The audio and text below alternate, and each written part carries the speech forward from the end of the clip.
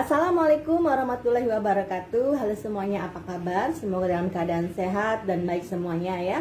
Baik, berjumpa kembali pada mata kuliah asesmen pembelajaran bahasa Indonesia bersama saya Ibu Ayu Puspita Indasari.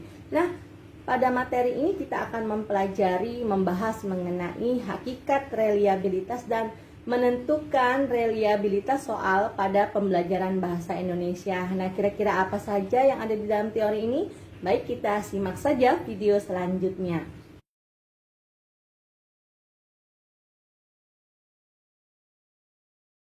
Teman-teman pernah dengar belum apa itu reliabilitas tes? Nah, dalam bidang pendidikan ada yang namanya reliabilitas tes. Maksudnya adalah apabila suatu tes memiliki kemampuan untuk menghasilkan suatu pengukuran yang ajak, tidak berubah-ubah jika digunakan pada sasaran yang sama, alat ukur yang sama, dan juga prosedur yang sama, maka dapat disimpulkan bahwa suatu tes tersebut reliable. Contohnya adalah ketika kita ingin mengetahui berat suatu bola basket. Nah, ketika kita ingin mengetahui berat, maka menggunakan alat, ya benar, alat timbangan. Pada percobaan pertama, kita mendapatkan hasil 2 kg. 5 menit kemudian, kita timbang lagi nih, dan juga mendapatkan hasil 2 kg. Lalu 10 menit kemudian, kita timbang lagi, menggunakan timbangan yang sama juga, dengan yang 1 sama 2 tadi. Hasilnya adalah 2 kg juga. Nah, di sini kita bisa ambil kesimpulan bahwa alat tes tersebut memiliki konsistensi dan juga dapat dipercaya.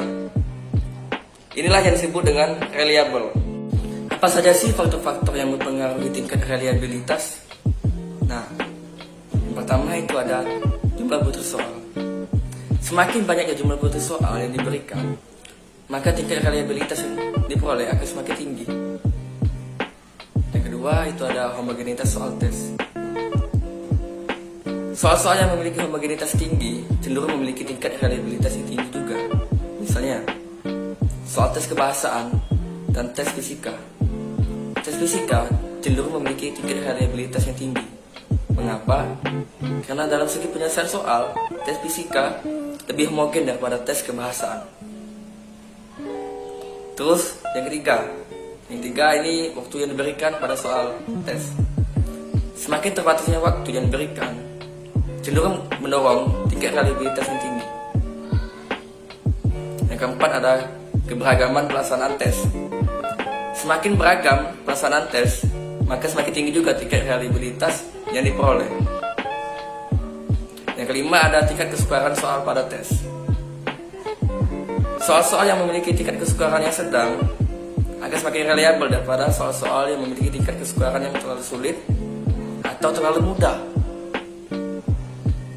Yang keenam ada heterogenitas suatu kelompok.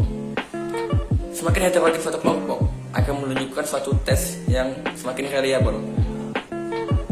Yang ketujuh ada motivasi individu. Perbedaan motivasi antar individu itu mempengaruhi suatu reliabilitas suatu tes. Individu yang tidak memiliki motivasi akan memacahkan suatu instrumen. Mengapa?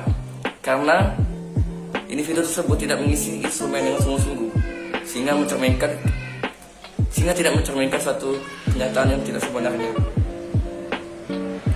Terus yang terakhir, yang ke-8, ada variabilitas skor. Instrumen yang menghasilkan rentang skor yang lebih tinggi, variabilitasnya akan memiliki tingkat reliabilitas yang lebih tinggi. Misalnya, instrumen pilihan ganda akan memiliki reliable yang lebih tinggi daripada instrumen SI. Jenis-jenis reliabilitas tes. Yang pertama itu ada koefisien stabilitas. Kedua ada koefisien estimasi. Yang ketiga ada koefisien ekivalensi. Yang terakhir keempat ada koefisien konsistensi. Oke, kita masuk ke yang pertama, yaitu koefisien stabilitas. Teknik ini dilakukan dengan cara mengujikan instrumen tes yang sama 2 kali pada subjek yang sama, dengan alat ukur yang sama, dan dengan rentang waktu yang berbeda. Skor yang didapat pada pengujian pertama dan kedua dikorelasikan dan dihitung korelasinya, sehingga hasil pengukurannya dapat disebut dengan koefisien stabilitas. Jika koefisien korelasi yang diperoleh cukup tinggi, tes tersebut dinyatakan reliable. Kita masuk ke koefisien estimasi. Nah, koefisien ini diperoleh dengan metode belah dua. Dalam metode belah dua, suatu tes diberikan satu kali kepada satu kelompok. Kemudian, pemberian nilai dilakukan dengan cara membelah hasil tes menjadi dua, yaitu paruhan atas dan paruhan bawah. Setelah skor didapatkan, butir tersebut kemudian dibagi dua dengan nilai yang sama. Ada juga teknik non-belah dua atau rumus KR20. Pakar yang memperbolehkan teknik ini adalah Kudder dan Rickardson. Mereka berdua berpendapat bahwa teknik belah dua kurang baik dalam mencari koefisien reliabilitas, sehingga dilakukan dengan cara yang berbeda dan menghasilkan yang berbeda pula. Di samping itu, dalam pelaksanaannya, teknik belah dua sulit sekali memperoleh dua belahan yang setara satu sama lain. Untuk menghindari hal tersebut, Kudder dan Rickardson mengemukakan cara untuk mengubah koefisien reliabilitas tanpa membelah tes menjadi dua bagian, tetapi membagi tes menurut banyaknya butir soal yang disajikan, yaitu dengan menganalisis masing-masing butir soal tersebut. Rumus yang digunakan untuk menghitung koefisien reliabilitas tes tanpa membelah menjadi dua bagian adalah rumus KR20 dan KR21. Kemudian ada koefisien ekuivalen. Nah, koefisien ini diperoleh dengan metode tes paralel.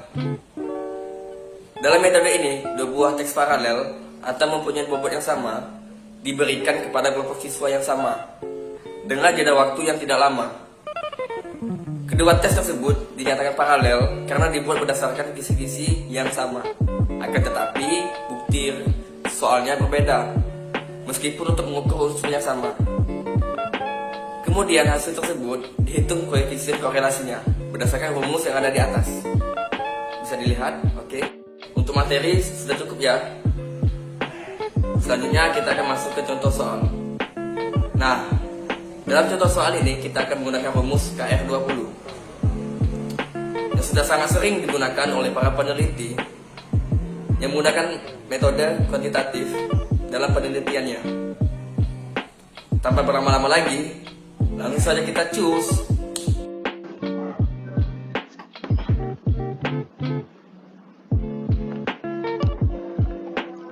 Nah, di sini kita sudah memiliki soal reliabilitas yang menggunakan rumus Kudder-Rickardson atau KR20. Nah, data ini mempunyai atau merupakan data soal pilihan ganda yang mempunyai jumlah soal 10 soal dan jumlah peserta 10 peserta. K merupakan jumlah item dalam instrumen. Jumlah item dalam instrumen tadi merupakan jumlah soal, yaitu 10 soal. P merupakan proporsi banyaknya subjek yang menjawab dengan benar. Q merupakan proporsi banyaknya subjek yang menjawab dengan salah. ST kuadrat merupakan varians total. Dan N merupakan jumlah responden ataupun jumlah peserta. Angka 1 di sini mewakili siswa yang menjawab dengan benar. Dan angka 0 mewakili siswa yang menjawab dengan salah. Oke, pertama-tama kita hitung dulu. Berapa banyak soal yang dijawab oleh siswa dengan benar pada satu siswa. Ini dilambangi dengan XT sama dengan sum tutup kurung blok ini sampai ke 10, lalu enter 7. Nah, kalau sudah seperti ini tinggal kita bawahin aja.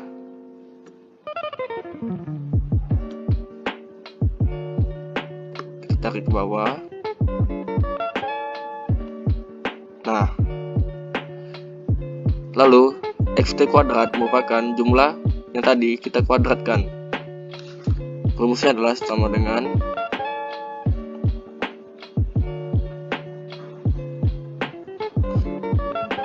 klik ini R7 kuadrat 2 lalu enter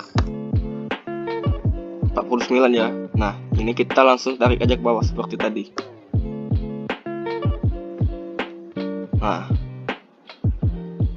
lalu kita hitung sigma xt nya berapa. Sigma xt adalah jumlah keseluruhan dari xt sama dengan sum buka kurung, kita blok ini ke atas, enter 59.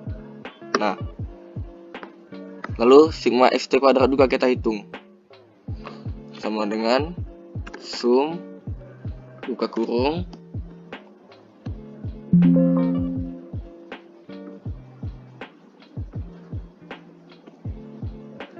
tarik ke atas, enter. Oke, sudah kita dapatkan ya. Lalu kita hitung NP. NP adalah jumlah siswa yang menjawab dengan benar dalam satu soal. Sama dengan sum lagi buka kurung. Nih, kita tarik ke atas, enter. Nah, tinggal kita tarik aja ke kanan. Oke.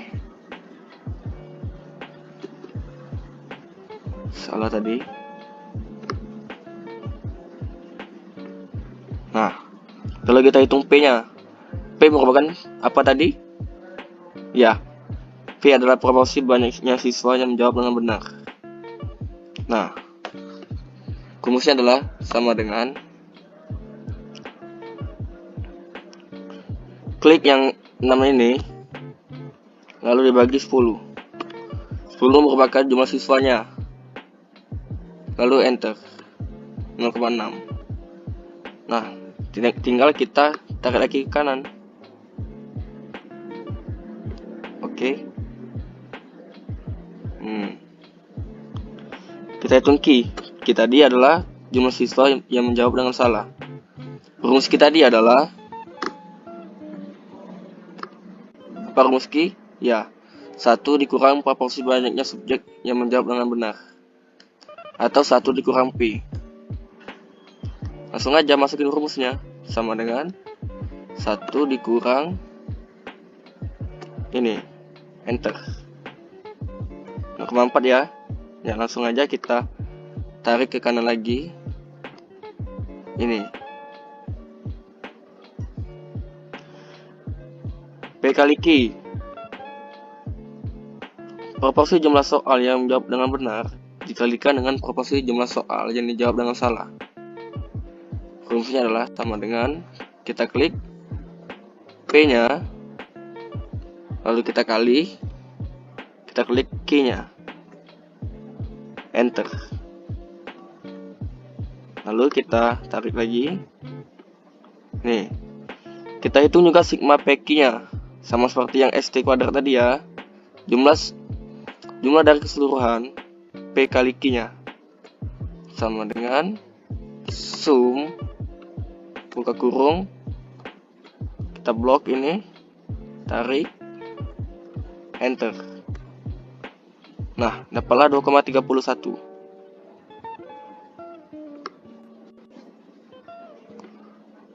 Selanjutnya kita akan masukkan saja rumus-rumus ini, lalu kita hitung KR20-nya.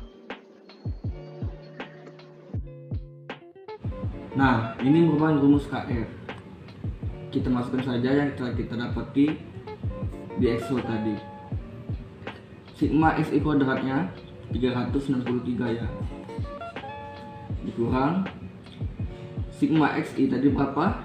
Ya, 59. Kuadrat ya ini. Dibagi jumlah responden. Jumlah respondennya ada 10. Dibagi jumlah responden lagi. Kita hitung saja.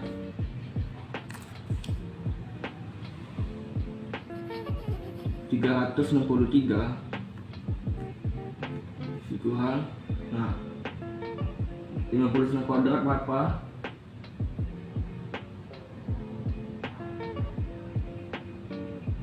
3.481 ya, dibagi 10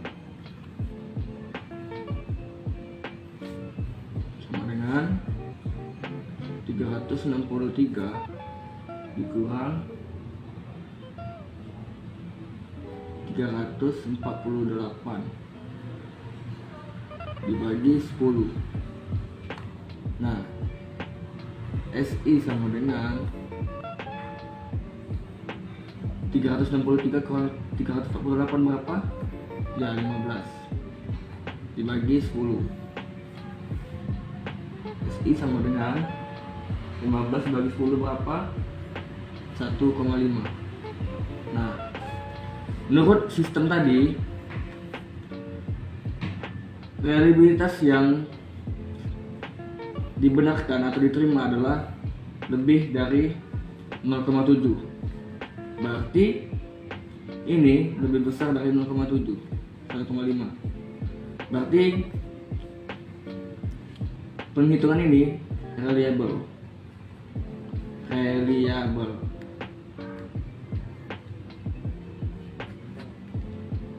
Sekian dan terima kasih. Nah, itulah tadi video pembelajaran mengenai hakikat reliabilitas serta bagaimana menentukan reliabilitas soal pada pembelajaran bahasa Indonesia. Sampai berjumpa kembali di video selanjutnya dan terima kasih atas perhatiannya. Semoga semuanya dapat mengerti dan memahami apa yang sudah dijelaskan tadi. Assalamualaikum warahmatullahi wabarakatuh.